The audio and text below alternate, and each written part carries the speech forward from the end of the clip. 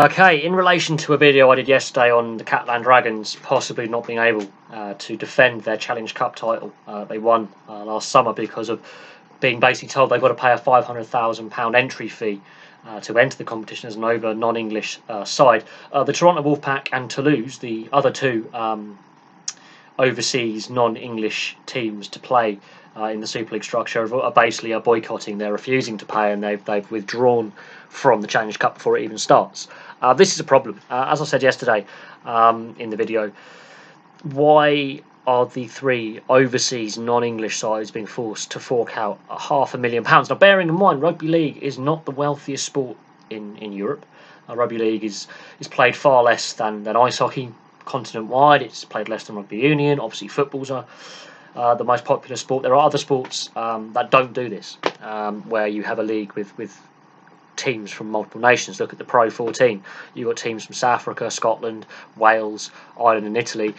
If there's a cup competition in that, you don't force certain teams to pay a fee where others don't. I can see other Super League sides feeling a loss of revenue because that means they're not playing a cup tie against one of these three teams, and these three teams also losing revenue by not participating in the competition. The Toronto Wolfpack and Toulouse play in the second tier in the Championship. They automatically make less money than the Catalan Dragons because they're in the lower tier. They charge less for tickets. They have smaller crowds. The RFL really needs reforming because the RFL were aware before Christmas in December of the issue that they had basically said, that is of their own doing. They caused this problem. Catalan had raised concerns end of last year. Toronto and Toulouse were adamant they were refusing to pay straight out, and they wouldn't play. I wouldn't be surprised if there is a strike of some kind with the players. I think there has to be some solution found. The RFL aren't backing down at this point, but they have to be thinking we might have made a mistake here. The RFL has made some losses the last couple of years since the World Cup. They have lost money the last year and a half.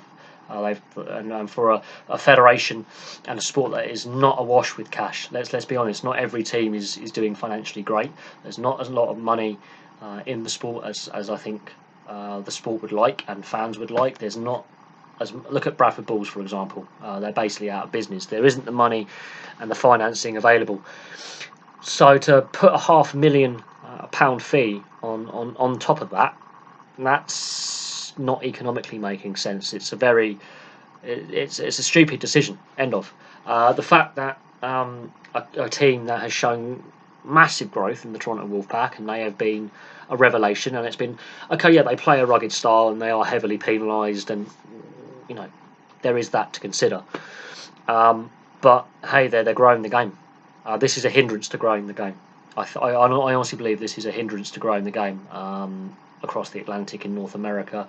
Toulouse, they've had a great history in the Challenge Cup, as I said before. They got to a semi-final back in 2004, which led to Catalan Dragons being formed. It provided the impetus for the two Perpignan sides that also were actually short of cash to club together and merge and give us one of the best French teams of all time. This rule penalises non-English clubs, and it's wrong. And this is coming at a time where the London Broncos are back in the Super League, so the game can grow in the south of England.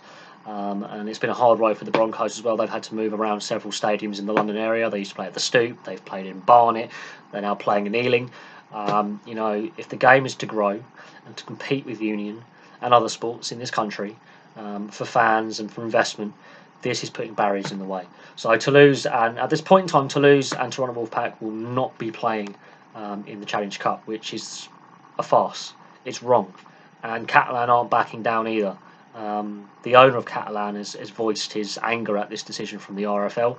I would hope that the French and Canadian, that's where the Toronto play in Canada, their governing bodies and federations that's sort of linked to the RFL, their members put some pressure on the RFL board, because whoever came up with this idea to only force the 3 non-English sides to pay money. That's 1.5 million. That's not recouping all the losses that the RFL have made over the last 2 years. They made a lot of losses. We're talking 3 times what they could recoup just from this entrance fee.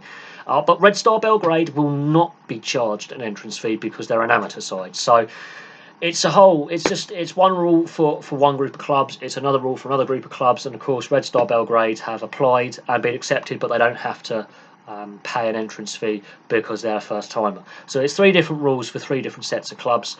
It makes no sense. It's harming the game, and if teams like Red Star Belgrade can do well, that's a positive for growing the game in Europe. And the Toronto Wolfpack and Toulouse and Catalan have been hindered in growing the game because of this ruling. So there we go. Toulouse and Toronto Wolfpack will not be playing in the Challenge Cup at this time. That may change. That position may change. The season starts in February, so there's still a month and a half for the RFL to come up with a solution. Because the Challenge Cup is going to make less money this year because there's 3 less teams playing it. So that means reduced revenues. That means less tickets sold, less televised games. This can only harm the game, not help the game, at a time when the sport needs investment and money. But there we go, that's my view on it. I think it's wrong. I think the RFL have made a terrible blunder here, and I feel sorry for Toronto, I feel sorry for Toulouse, I feel sorry for Catalan, and to a certain extent I feel sorry for every other rugby league club. It doesn't matter if you love or hate them. If you're a fan of the sport, this is wrong. Because if the sport is to grow, it needs these new markets and these new teams, these up-and-coming teams, to grow the game and to grow interest. Because without it, the player pool is too small. Not enough youth players are coming through. There's not enough fans. If you only play in the north of England, that's a limited fan base, limiting playing pool. It's plain and simple. If England or Great Britain are to be, if the Great Britain Lions are to be reformed, or England are to get to be the top team in the world and win the World Cup in 2.5 years, they need to grow the game. If the French are to bounce back from a really poor World Cup, they need to grow the game. If the game is got to continue to grow in the US and Canada, this is putting hurdles in the way, which undermines what the Wolfpack have done in the few seasons they've been going. It undermines what Catalan did last year, and it undermines Toulouse as well in their great history. It completely puts hurdles in the way that are unnecessary. But there we go. Thank you very much for watching. Please like and subscribe. Place your comments below, and I'll have some more videos for you soon.